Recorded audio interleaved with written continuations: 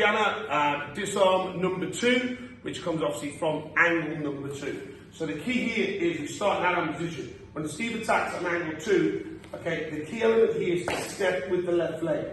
So step with the left leg. Okay, block with the stick upright, same as number 1. Grab the stick, pull them off balance.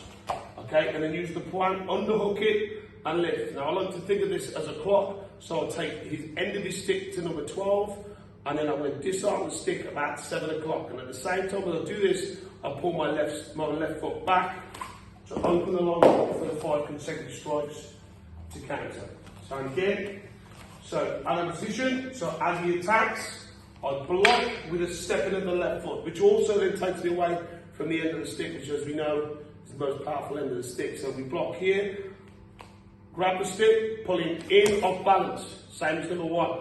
Underhook that stick there, look with the point, lift it up to 12, and then eject the stick down at 7 o'clock by pulling that left leg out the way, let the stick go, and then 5 consecutive strikes to finish. Then we'll just do that once more for you. So out of position, angle 2 comes in, step, block, grab the stick, pull him in, underhook, lift to 12, eject at 7, pulling that left leg back, and then 5 consecutive strikes to finish.